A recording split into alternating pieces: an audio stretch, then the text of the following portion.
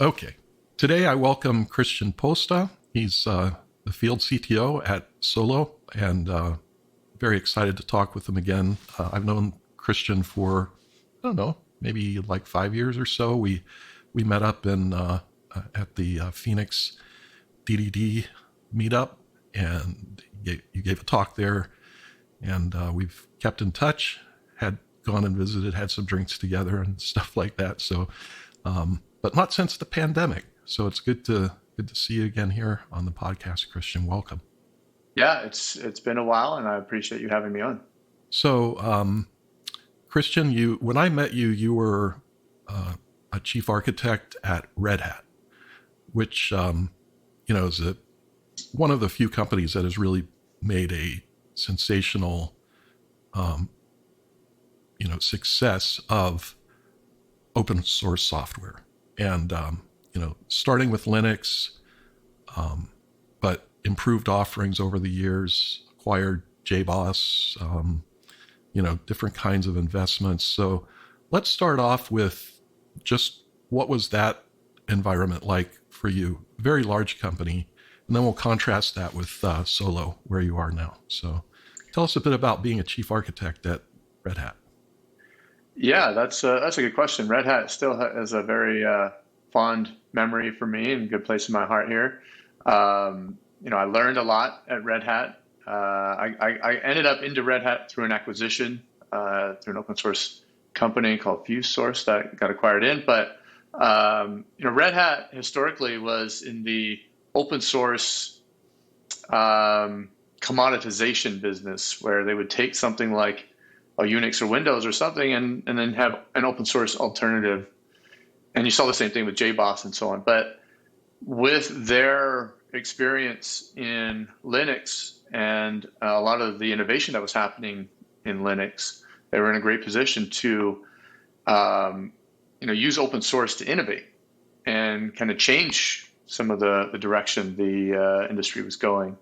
And while I was there, Docker, Kubernetes, all of those things were coming up. So I got exposed to that, Kubernetes probably in 2013, 2014, before it was sort of a public thing.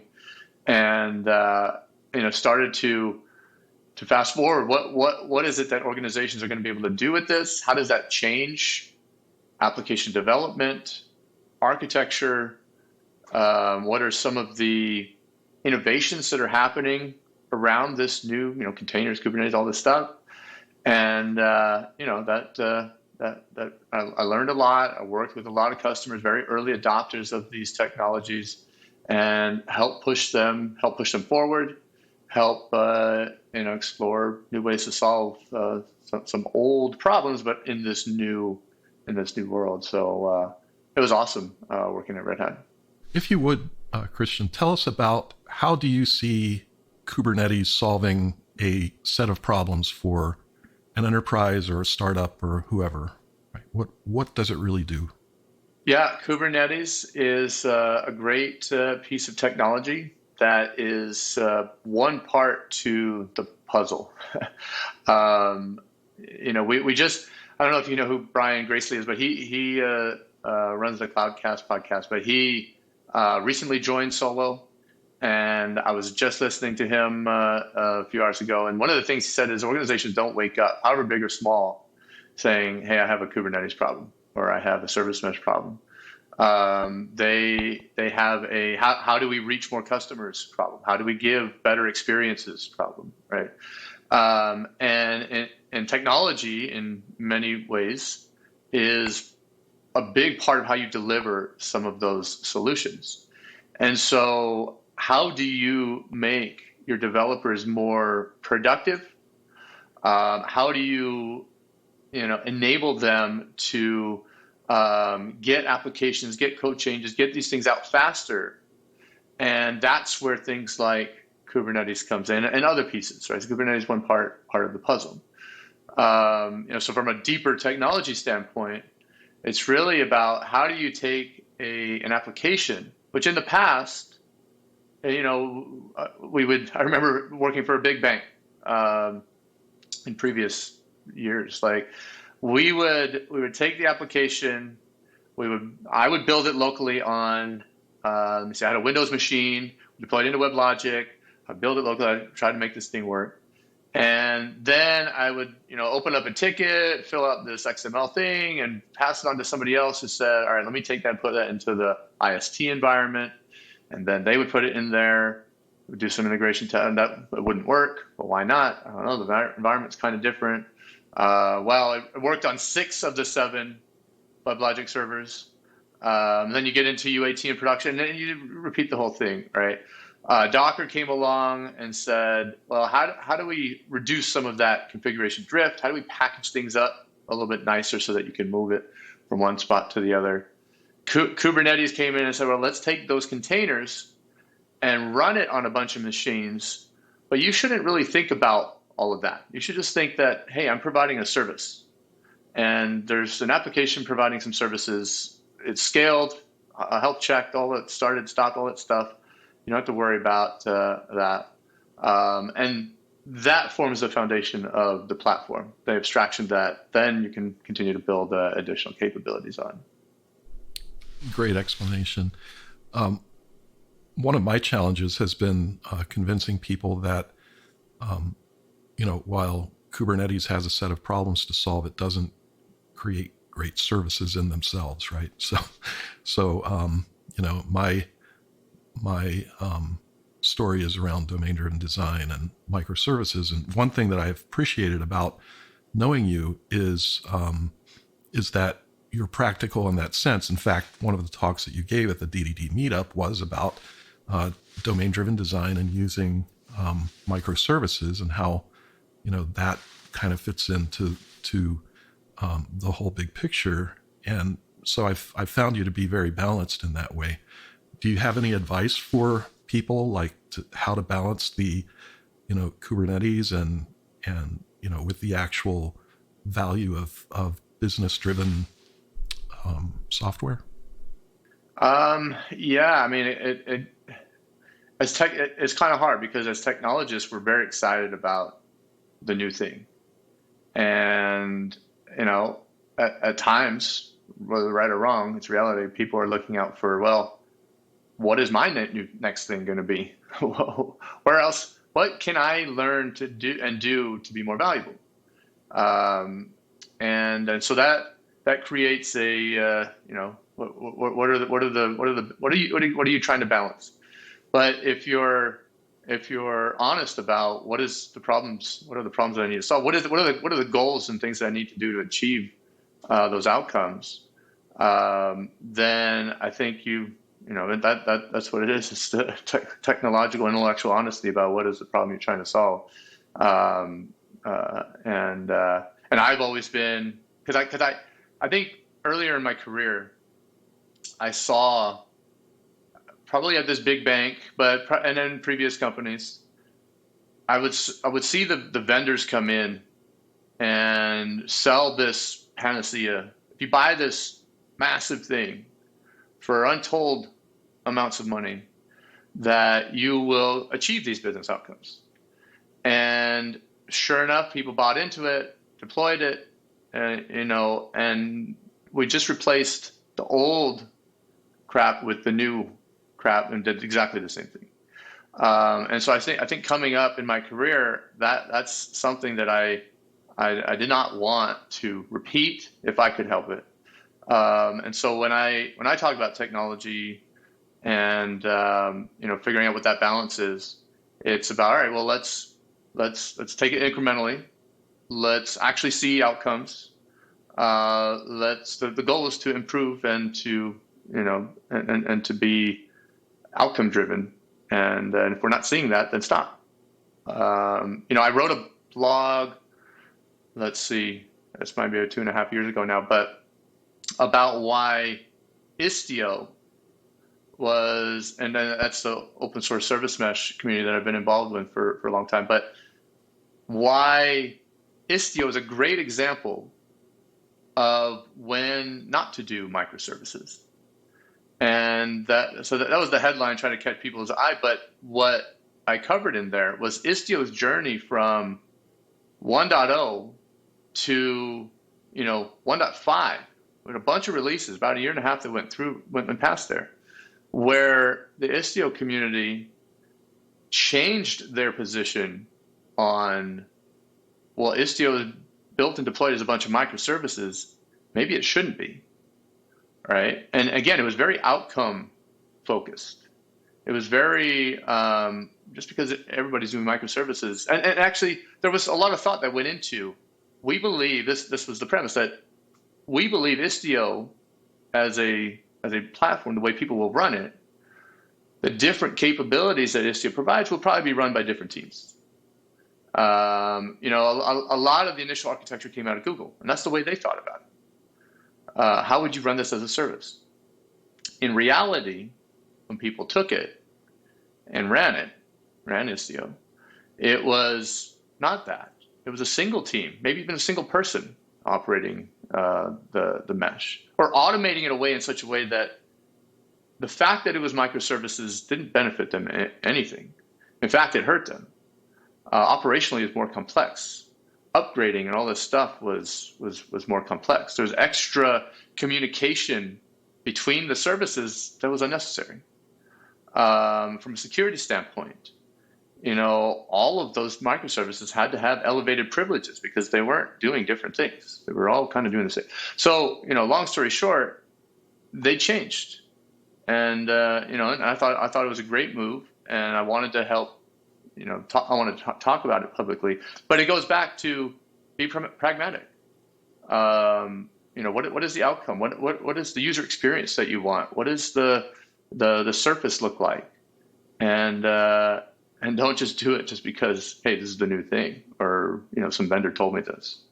Right. So, yeah, I don't know. It's just sort of my experiences drove a lot of that. Yeah. And I think, thank you, that it's a really good explanation. And I think this segues very well into your role at Solo and Solo itself. So Solo is innovating in the area of containers with service mesh. And essentially what they're doing is saying, everybody out there doesn't have to be an expert at Kubernetes and its service mesh. You're commoditizing this. And so go to the experts, go to Solo, get this operational software and run it, right? Just put your services, whatever they happen to be, whether they're monoliths or microservices or whatever, just deploy them and now focus on the business again, right? And this is where the real value is for them.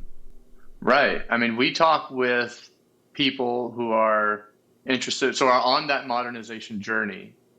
And what they care about is when they're providing the end services, platform, and so on to their developers, to enable their developers, they need to build capabilities like failover. Like they need to think about, how do applications stay highly available? How do we get telemetry and tracing all this stuff between the application and do it in a consistent way? Because they're supporting, on Kubernetes and Docker and all this stuff, you can run Node.js the same way as the Java applications, the same way as the Golang, and so on, right? But to get uniformity and to get consistency across, not just the languages are important, but also they're going from an on-premises environment to a public cloud environment. And there's significant differences between VMware, on-prem, OpenStack type stuff than what's in AWS or what's in Azure. And what we focus on, what we care about, is solving that problem for them, which is they need to give their developers these capabilities, and they need to do it in a way that's scalable. And to be able to do that, it has to be simple and consistent and unified, and put that across, wherever they deploy their applications. And so those are the things that we focus at the application networking layer. That's where the service mesh part fits in. That's where the modern API gateways they fit in. And we're pushing the boundaries on a lot of this technology, like bringing in things like eBPF to optimize some of the networking, putting GraphQL, building GraphQL into the service mesh. And we see this area of networking as the foundation for additional capabilities that can be simplified and delivered to end users and developers. Just like Kubernetes kind of spawned the innovation that happened on top of it. Being able to connect things, secure things, understand what's happening on the network, that itself also enables a wide, a wave of innovation that happens on top of it. Yeah, and thank you. And two, what I would say is, for those who have gained very good experience in Kubernetes and other technologies around that, they should probably talk to Solo about using that expertise on your team, because you started out as employee number 5 at Solo. Now you're more than 100 people, I think. And you've recently gotten $135 million of investment on top of, I don't know, what was that, round C or something like that? Or B? That was Series C that we had, So you're in a really good position to hire the right people for your team. Can you tell us about that? So you go from this, I don't even know, at least tens of thousands of people in Red Hat, maybe 100,000 or more. Haven't looked, but you go from that to employee number 5. Wow, that's a big leap. Yeah, that was a really big leap. And actually, what was funny is, so there's a story. I haven't told it too much publicly, but I will here.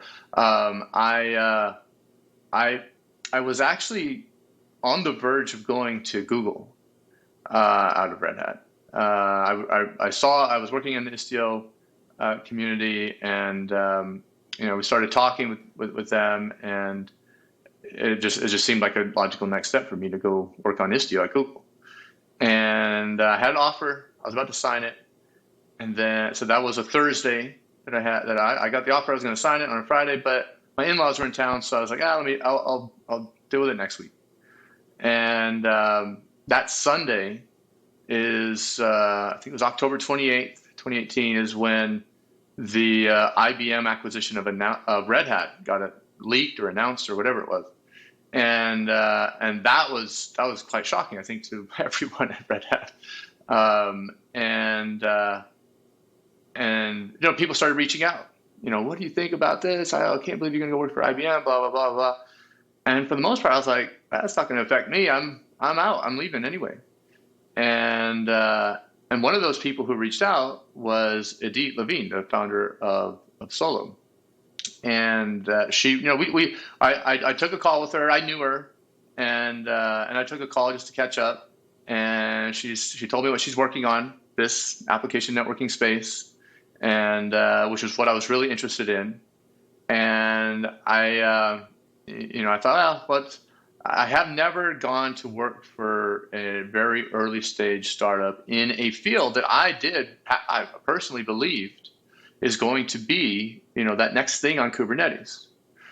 And so I thought about it. My wife, my family, everybody said, you got to go. My financial advisor, you got to go to Google. You got to go. You can't take a risk. And I talked to the hiring director at Google, and he said, look, I went to an early stage startup in my career. I learned so much. I would never change that. I'm not going to try to talk you out of it. If it doesn't work out, come back. So I said, all right, well, I guess that's if I have a fallback, then it's worth the risk. Let's try it and see what happens. And then going to very, very small, few number of people. Where we had some open source projects, and we were just coming out with the product, just trying to build the sales and marketing team, trying to build the field engineering and support team. That was, I remember vividly at Red Hat, I would get hundreds of emails or whatever. In the morning, I would wake up and just, all right, time to filter through the emails.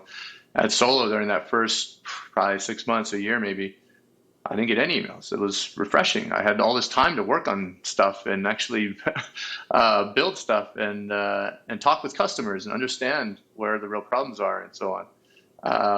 And then now, like I said, we're well over 100 people and growing.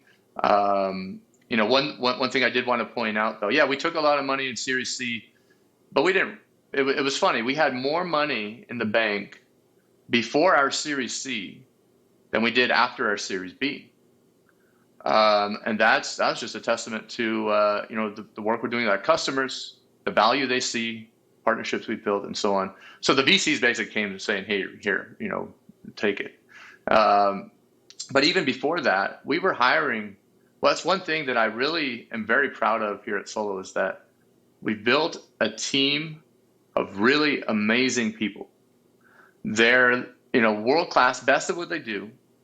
They are, there's a humility or team, aspect to what we've built here. There's no people walking around, arrogant and, hey, I do this, I did that, this. It's, we're very close knit family type organization, and before this series, this is why I'm bringing it up. Like, to get those kind of people, you have to, be fair with compensation or exceed market value, and we've always we want to get good people, and they cost what they cost. And it's more important to us to get good people and build a very strong engineering and technical company that understands the tech and understands the problems and can help push the innovation. We don't want to get caught stagnant. And I don't think with Adit and her vision and all our people, I don't think that'll ever happen. But that's now we're Series C. Let's go from whatever it is, over 100 to over 200 people, 100, 250 or whatever, and continue to build out the organization. And it's been a very fun ride. I'm glad I made this decision, and we'll see where it goes.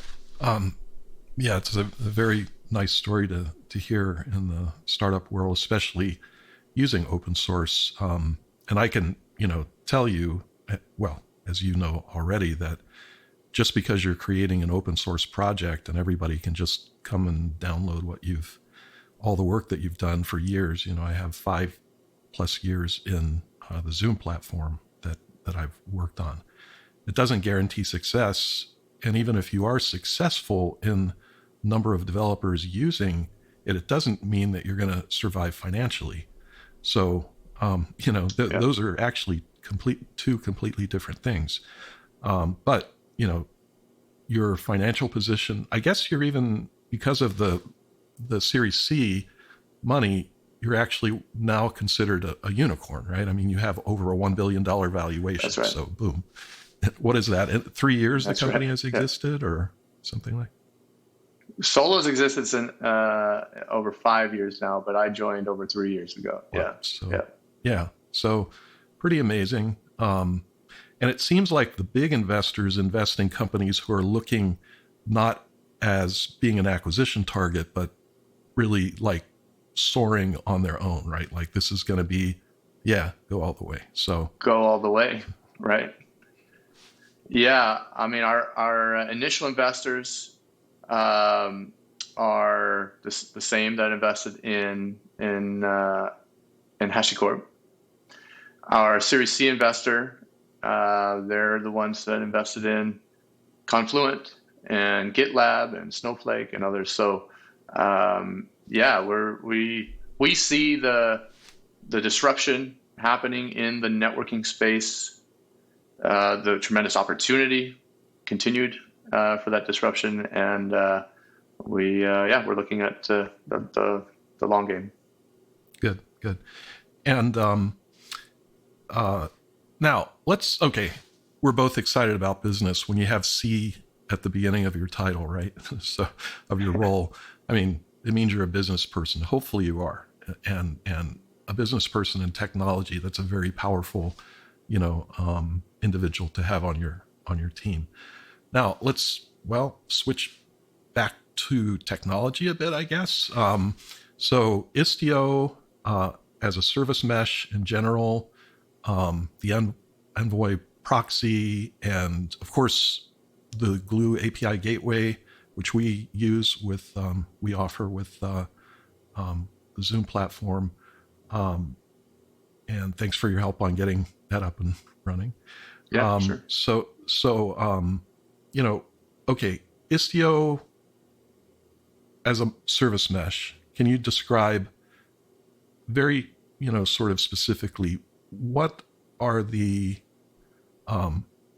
the primary benefits of using a service mesh over using Kubernetes on its own? Yeah, that's a good question.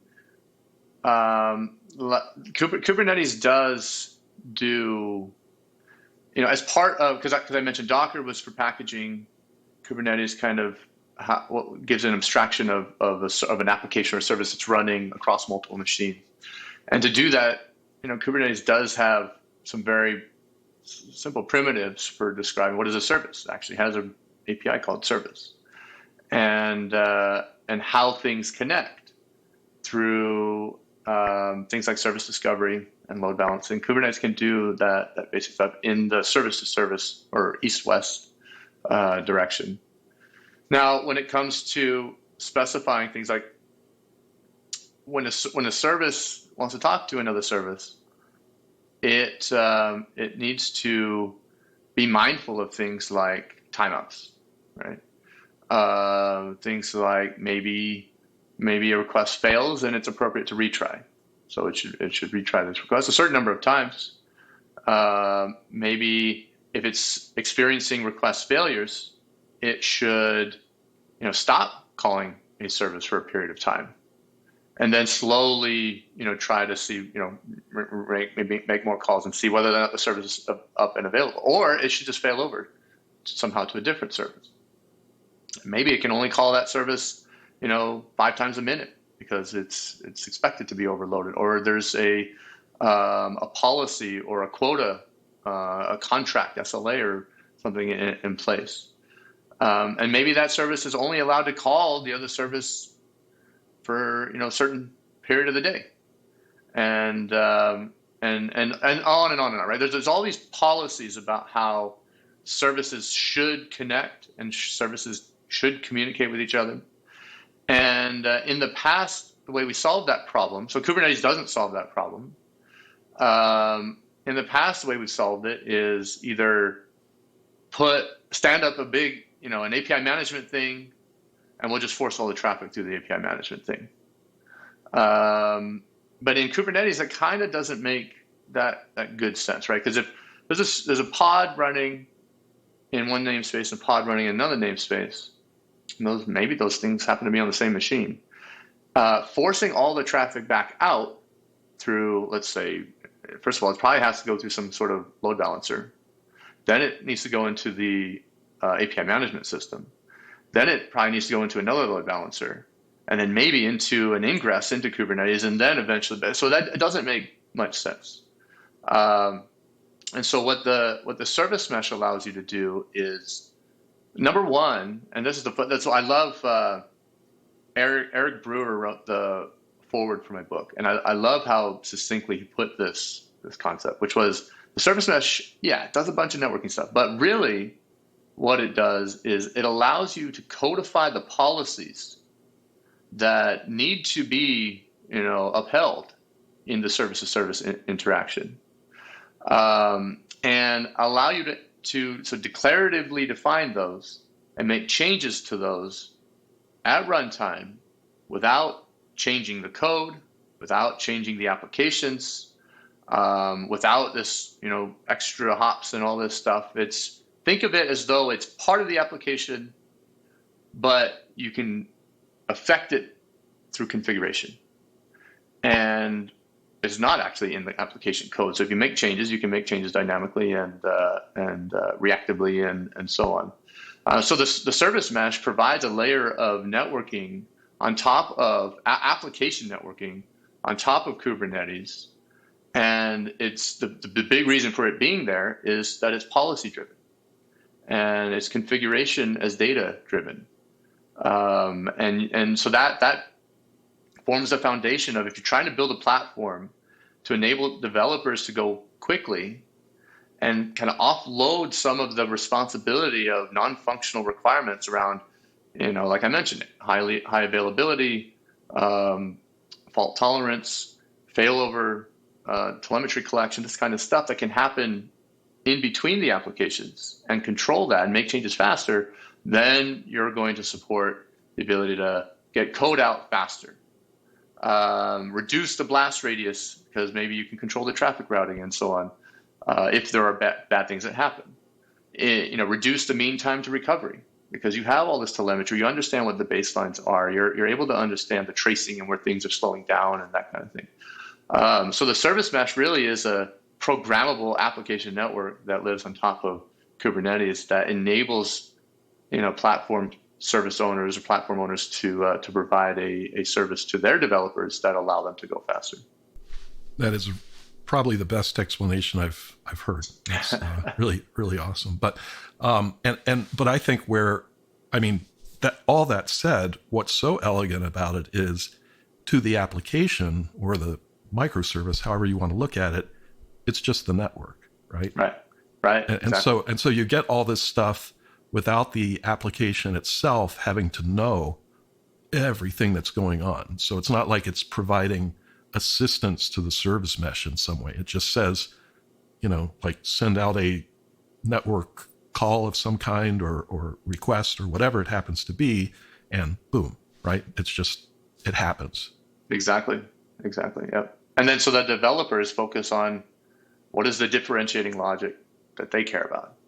If a request fails, all right, that might be a business problem, business logic that decides, well, if a call fails, if I can't reach an app, then I got to do something else. Now that's business code. Figured like maybe I need to call a different service, or maybe I return something from a cache, or I return a static response or something, right? So, but then that part of the equation is where developers come in and provide their expertise for, okay, now this is what the business wants. This is how the domain model looks. This is how the system is supposed to behave in terms of business requirements.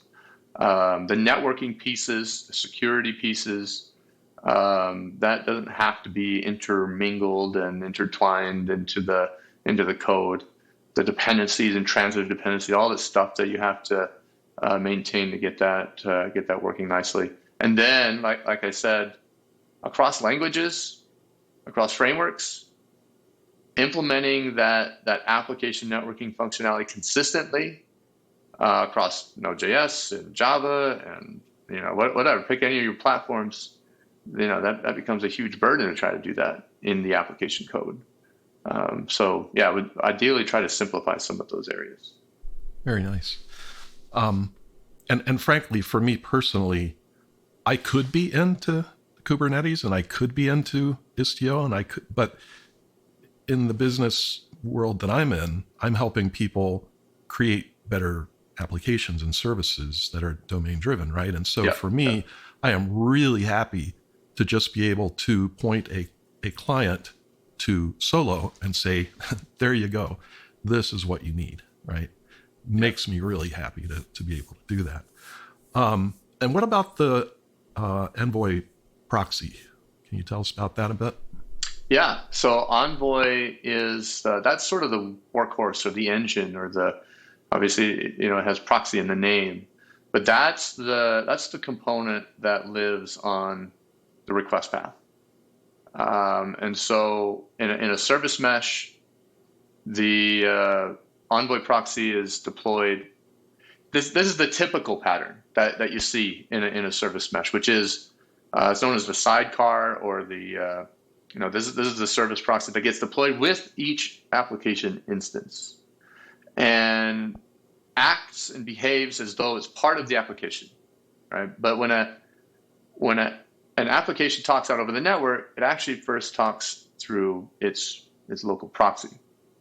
The proxy is what implements traffic routing, telemetry collection. It might originate TLS or mutual TLS connections. It might enforce rate limiting policies. These type of things can be enforced in this proxy. And so Envoy is an open source project. I think it was donated to the CNCF out of Lyft back in 2016 or so, 2016 or 2017, so in that time frame, and has sort of become the foundation for this type of modern application networking. So from gateways, so you mentioned you're using GluEdge. The GluEdge gateway is built on Envoy Proxy. A lot of the service meshes are built on Envoy. It's kind of where the community has converged around this next generation proxy technology. Very similar to Kubernetes, I would say. It was built on this idea of extensibility, of dynamicism, and this is where the innovations happen.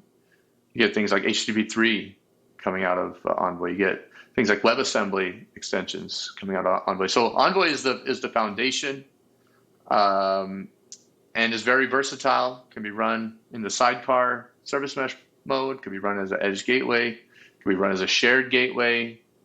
And in fact, one of the things that we're working on at Solo is enabling the service mesh, the data plane, or is what we call these proxies. There's a bunch of these proxies that form the mesh, the data plane, to be a little bit more flexibility in how you deploy the proxy.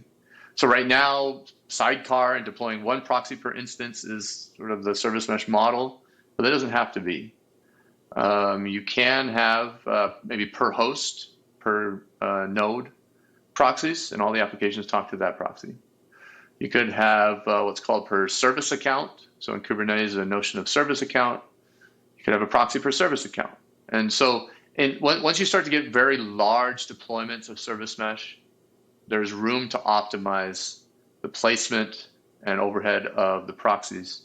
And that's one thing we want to enable and give to our customers, so that a 10,000 instance deployment of your fleet of services doesn't have to have 10,000 proxies if you're willing to make those trade-offs. But there are trade-offs there, from isolation to security and resource overhead and all that stuff that we want to give those options to our customers, our users. Nice. So probably the one kind of objection or something, or at least not as favorable situation with a service mesh is that there's the extra network hop, right? In other words, there's the application or service that is talking to the sidecar itself.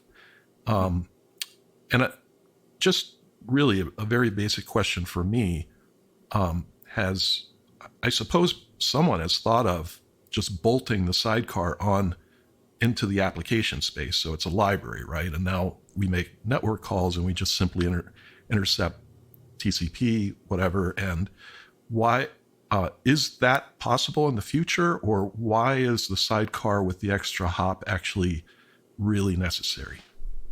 Yeah, that's a good question. So I gave a talk back in November 2019 at Service Mesh Con. I think that was in San Diego, before the pandemic and all this stuff, called The Truth About the Service Mesh Data Plane. And the point of that talk was, the interesting bit about the service mesh is those declarative policies, like I said, right? Can you make changes to the application networking behavior by changing some configuration? And that's primarily exposed through the control plane part of the service mesh. How things actually get implemented then becomes an operational set of trade-offs. And in that talk, I pointed out that, sure, sidecar is the model today, because it's the easiest, it's transparent to the application, and so on. But it doesn't, there's trade-offs for that. On the other end of the spectrum, so having it run outside the application, but now the other end of the spectrum is you could have a set of libraries that for extremely, let's say, maybe latency or certain types of performance use cases and optimizations, maybe you just need a subset of the capabilities. Maybe you just need load balancing or mutual TLS or something. Could you optimize the proxy away?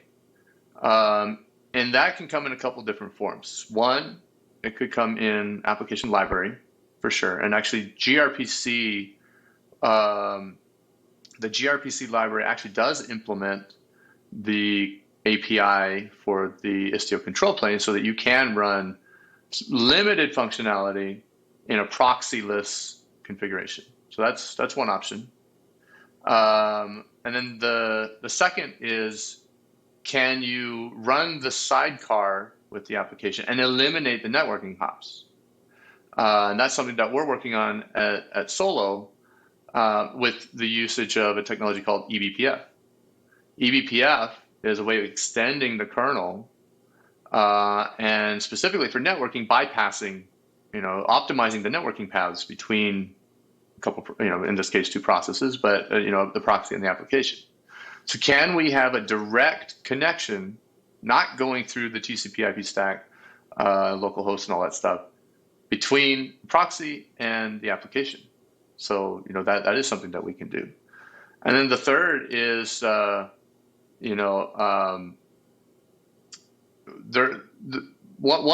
one area where there are performance overheads it's actually not in the networking stack. It's actually in the context switching between the proxy and the applications. And so there are areas that we're exploring where we might be able to, like you said, bolt the proxy into the application. But those are still pretty early days. But I do want to point out that the performance overhead from the proxy, either in terms of the cycles the proxy is taking, or the networking stack overhead, for the types of applications that we're talking about, is almost nil. Right? We're talking about Java applications, or these big enterprise applications or services that they're building, and so on. And what we've found is that is almost never the limiting factor with respect to performance.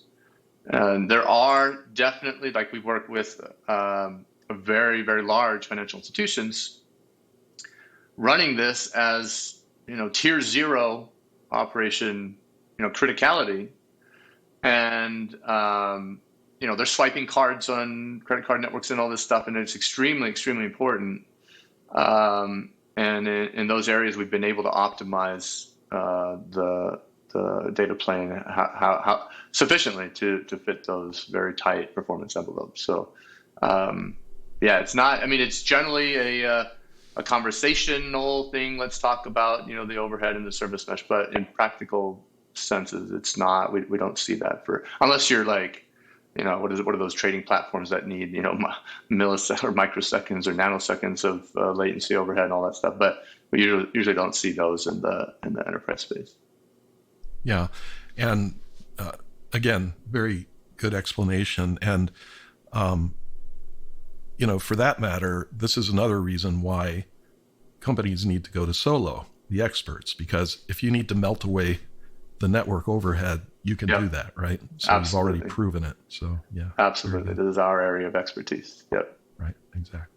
So now, I think most of us, me, myself included, and listeners will know a fair amount, at least, about GraphQL and what it can do, or at least have a either a cursory knowledge or some sort of even level of expertise in it. But what in the world is eBPF, and what does it do?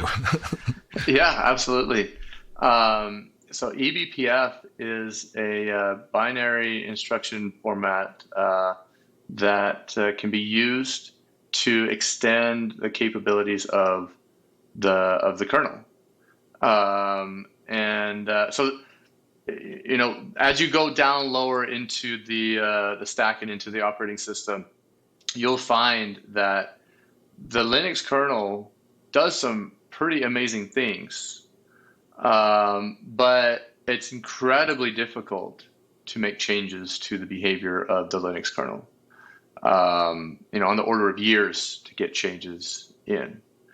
But what they've done is they've put in, let's call it, a set of hooks or callbacks that at different points in the execution of the system calls, that you can call back into a platform called extended Berkeley packet filtering. And so what that means as an end user, you can write snippets of code that then can get injected into the kernel to take advantage of those callbacks. So like if a packet arrives on a network interface, callback to this callback. And so if you can write, you can write eBPF programs that then get injected into the kernel that say, well, all right, this packet arrived here. It's supposed to go, on its next step through the networking stack. We're going to bypass that. Maybe we'll send it directly off to the application, or we'll reroute it somewhere. And that's just at the networking layer. eBPF extends to all areas of the Linux kernel, but it gives people like Solo, at least, who are writing these networking infrastructure. It gives us a lot more control over the routing, the security. We can capture telemetry about what's happening at the lower layers of the stack to optimize things like what we were talking about, optimizing the routing paths between the application and the proxy, forcing, maybe we don't want to deploy a proxy per application instance, but anytime the application talks, maybe we want to share the proxy across all the applications on a single host. We need to have isolation, and we need to have guarantees that when the application talks to the network, that it always goes to the proxy. And so using eBPF, we can force and control that networking to happen. And there's a lot of other things that we can do, but really it's an extension mechanism that allows you to more finely control the behavior of the operating system, especially for us around networking. Wow, that's really powerful and safe, I'm sure, right? In other words, you're not going to crash the kernel by... Exactly. I mean, there are limitations to eBPF in terms of what programs you can write because of that thing. So there's a verifier step and all this. It's not Turing complete on purpose, it's a safe way to extend the capabilities of the Linux kernel. Yeah, super. Okay, so Solo has, their Istio mesh is open source. So how realistic is it for a large enterprise or even a startup to go download, the service mesh and Envoy Proxy and right? And start using it, try it out without, first going into a year or years contract with Solo? Is that really practical to do? Do they read your book and go like, oh, okay, this is how I would do that? Or how does that work? Yeah. So the open source projects that we build on are, so Envoy Proxy, as we've been talking, is an open source CNCF project. Anybody can go start playing with Envoy. Istio is an open source project. It's been around for 5 years now. A lot of contribution from large vendors and users, and that anybody can go start using Istio. Now, what we focus on is we have two main products, I guess, at Solo. Both of them also have open source foundations. So Glue Edge, our API gateway, we take Envoy, we add some Envoy filters. So as I mentioned before, Envoy is highly extensible and is written in C++. So what we've done is we've written some extensible extension filters to Envoy, and we package that as a distribution. And we also provide a control plane for Envoy. So Envoy needs to be configured somehow, and in a cloud environment, control plane dynamically keeps the updates on what services are available, what endpoints are available, what are the policies, what's the configuration supposed to be, and feeds that into the data plane, into Envoy Proxy. Right, so Glue Edge open source is those components, right? Some extensions and the control plane. Glue Edge Enterprise takes the open source Glue Edge and adds additional components and capabilities like OIDC security or API key-based security, LDAP, open policy agent, rate limiting, these types, a developer portal, multi-cluster federation. So more of those enterprise use case, features that would need. Glue Mesh has the same thing. It has an open source component, builds on top of Istio. And then the enterprise capabilities are things like multi-tenancy. All right, how do you implement multi-tenancy? Things like WebAssembly extensions for WebAssembly. Multi-cluster, a very secure multi-cluster configuration management and automation. We can unify. We can actually bring the edge gateway and put it on top of Istio, and kind of unify that. What is an API gateway? What is a service mesh? It's just all the same thing. It's just services and APIs connecting, right? Whether it's coming into the cluster or leaving the cluster or in between the cluster. Like Glue Mesh Enterprise does a good job of unifying those APIs. And then the enterprise version also has Istio support. Taking and running, anybody can go take and run Istio. Definitely go buy my book and learn about it.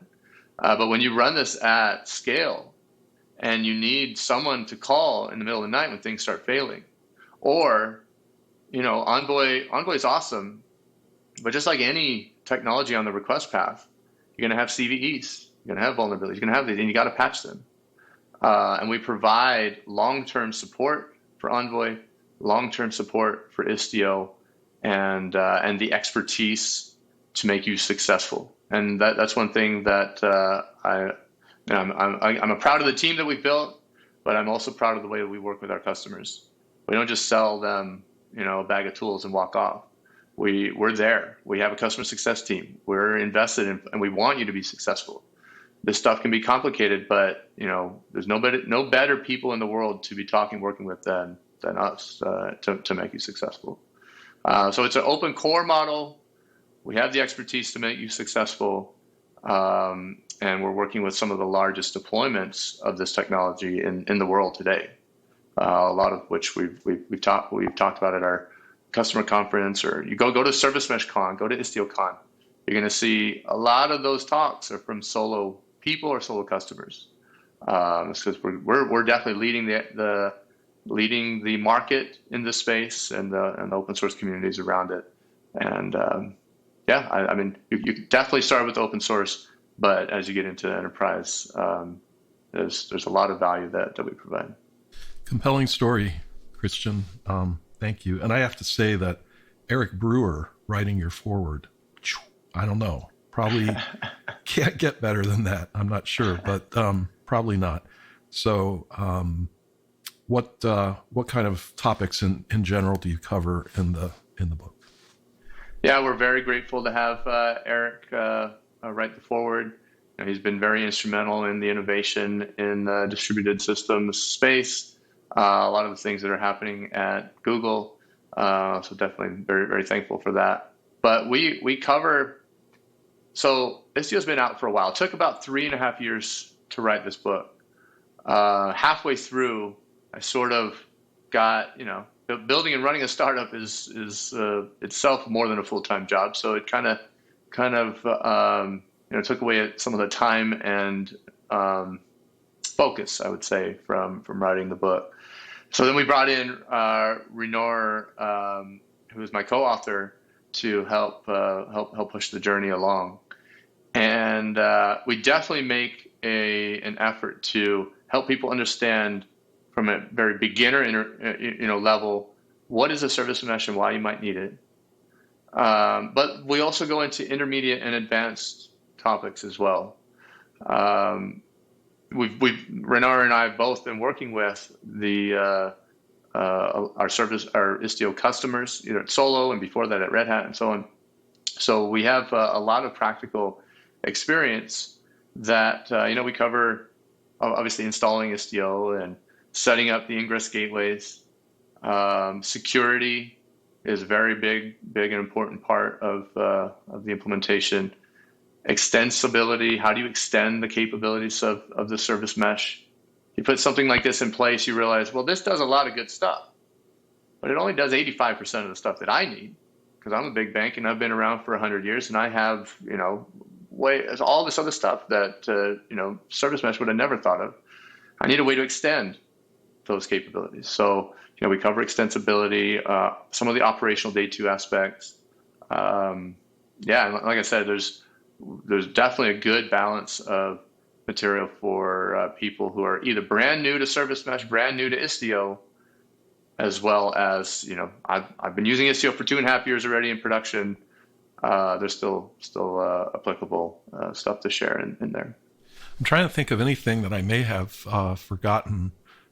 Maybe the only thing is just like, okay, if you want to run the Solo suite of tools, products on AWS, on Google Cloud Platform, on Azure, on, whatever, I guess that's all just seamless. It is. It's very straightforward. We follow a very Kubernetes focused configuration model. So it's declared, all of the pieces are declarative configuration, custom resources on Kubernetes, but it's not limited to just Kubernetes. You can plug in VMs and other, from our edge gateway, you call out to Amazon Lambdas and functions of service. And so we take so I tell people Solo is not a gateway company or a service mesh company. We're an application networking company.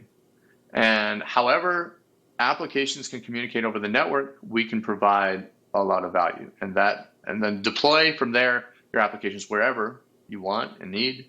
And then we'll take on the responsibility of gluing the connecting the dots, hence the name in the product. But yeah, we have customers run on Azure, GKE, or Google Cloud, AWS, on premises, a lot of OpenShift users, Rancher, maybe do vanilla Kubernetes, and any of those platforms. Actually, at SoloCon last week, we had Google Cloud come and talk. We had AWS come and speak with us.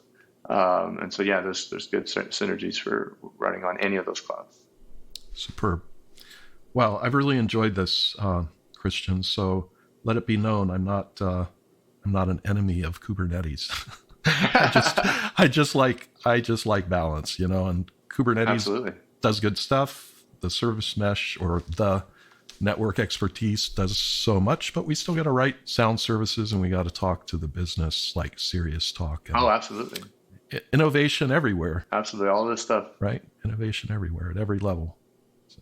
Absolutely. And outcomes, right? That's what we're after. Yeah. So yeah, no, it's awesome. I very much appreciate you having me on, and even being on, just more importantly, talking again, and just catching up again. It's a pleasure. Hopefully, I don't know, things seem to be opening up more and more. Who knows?